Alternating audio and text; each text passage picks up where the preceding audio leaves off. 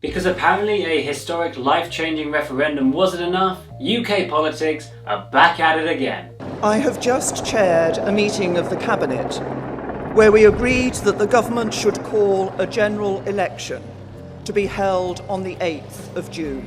That's right, the UK is holding a snap election, which is basically like a general election, but it's snapped, so it's like out of nowhere.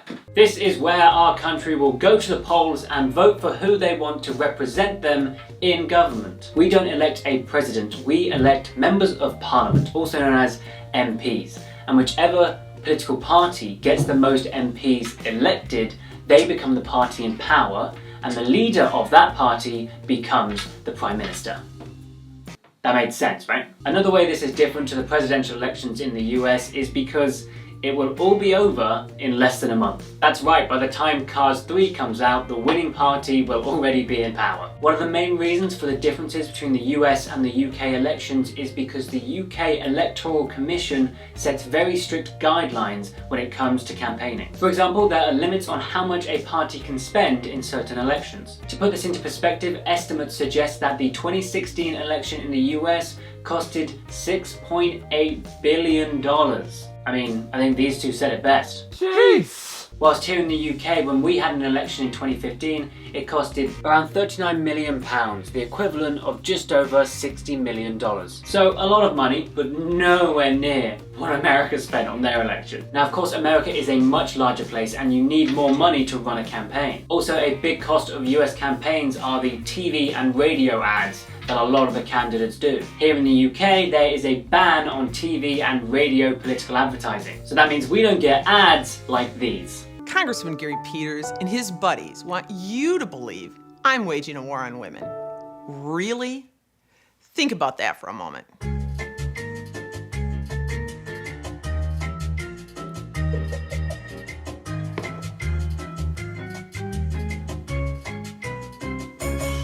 Oh my, you just know she's the kind of mum that tries to get in with the kids by downloading Snapchat and asking what a dab is. Let's look at another. Hi, I'm Bob. I am running. Running for Iowa's open seat in the U.S. Senate. If you are the sexual predator and sociopath who murdered my sister Lynette, and you come to my front door to do harm to my girls, I'm going to use my Glock to blow your balls off.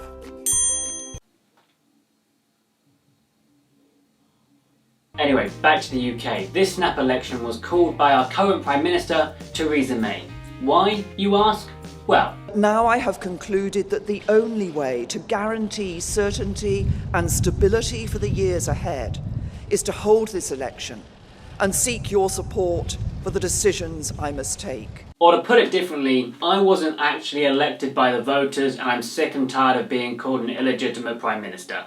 Oh, I'm sorry, was that not right? No, this is a decision that I've taken, and I have taken it reluctantly, but I've taken it in the national interest and came to the decision that to provide that stability and certainty for the future, that this was the way to do it, to have an election. And now is the time when the UK needs strong and stable leadership. Strong, stable leadership?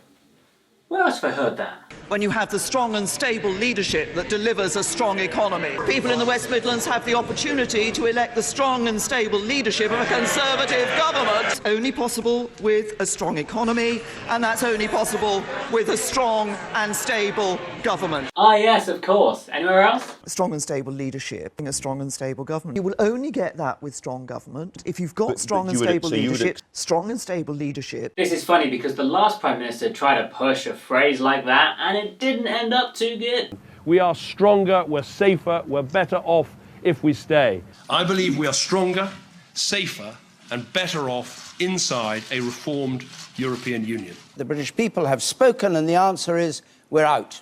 Thank you very much.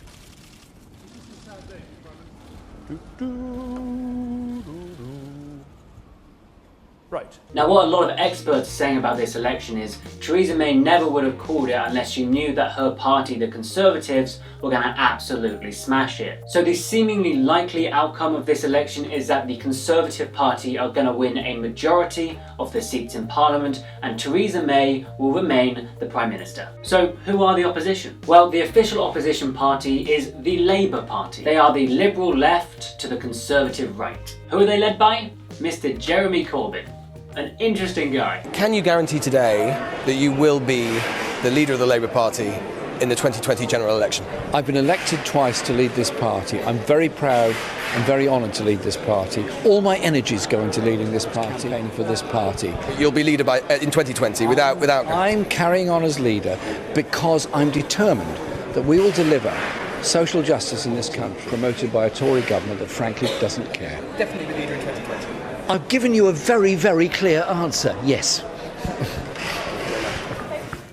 Ironically, Corbyn is actually known for having a no-nonsense attitude towards politics. And you're trying to trivialise the whole issue of the Middle East. You're trying to trivialise the whole discussion about how you bring about a long-term peace process. I'm very happy to have long conversations with you. Well, why don't we have them then? The man's got some fire in his belly. Has he always been like this? Oh yes, he has. Let's take a trip down memory lane. Does she not agree that people sleeping on the streets of our capital city, being charged exorbitant rents, and children being brought up in bed and breakfast hotels is a disgrace to a civilised country? Yeah. It's a place where the people are represented. Is that the jumper that your mum made? Yes, it is. She didn't make the shirt as well, I suppose? No, she didn't make the shirt. That came from the co-op. But the jumper she knitted, and it's very comfortable, and it's perfect for this kind of weather because I'm hopping in and out of buildings all day long, going to meetings and different places, and it's just perfect for the winter weather. That might just be one of the most British things you've ever seen. All it's missing is a cup of tea and someone apologising for something that wasn't their fault. But the most revealing clip of Jeremy Corbyn in his younger years is this one. We are a socialist party and there are social solutions to the problems, and the solution is socialism at the end of the day. This guy is so left-wing, even Bernie Sanders is like, dude, chill out. That's not true, but you get my point. So how has he been doing as the leader of the Labour Party? Well, I was in Brussels meeting with heads of government and leaders of European socialist parties, one of whom said to me,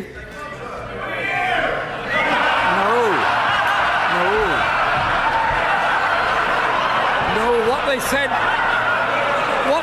Mr. Speaker. I'm sorry, it doesn't matter where you sit on the political spectrum, that was hilarious. But at the same time, that's also the House of Commons, so those people are the ones that makes the laws of the land here in the UK, so perhaps a bit more decorum would have been appreciated by the citizens.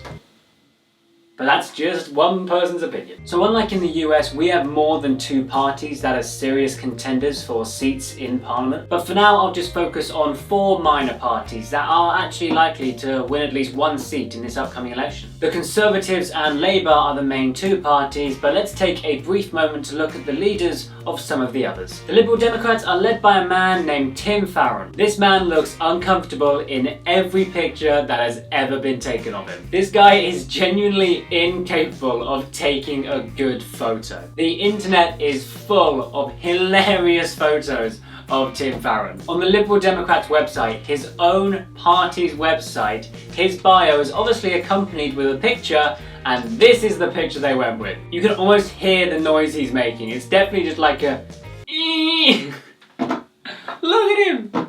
It's hilarious! Also, there's a set of pictures of him posing with people holding a pint of milk. I don't understand why these exist, and I didn't bother to research where they came from because I think it's funnier just to not know. And we still have the signature Tim Farron smile. There it is. So that was the leader of the Liberal Democrats Party. Another minor party is the Scottish National Party, also known as the SNP. As the name might give away, this party is all about Scotland. That's as far as my Scottish accent goes because I am terrible with accents. They strive to be the voice of Scotland in our British Parliament, and they are led by Nicola Sturgeon. And wow, is she good in debates. I want to get rid of the Tories on May the 7th, and I think it's a disgrace that David Cameron's not here tonight to defend his record.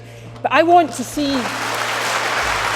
Just throwing shade. Fantastic. And putting politics and political leanings aside for a moment, she tweeted something back in July that is a message worth sharing. Politics aside, I hope girls everywhere look at this photograph and believe nothing should be off limits to them. That is a photo of Theresa May and Nicola Sturgeon outside 10 Downing Street. Two women leading two powerful countries. Well, leading the United Kingdom and Scotland.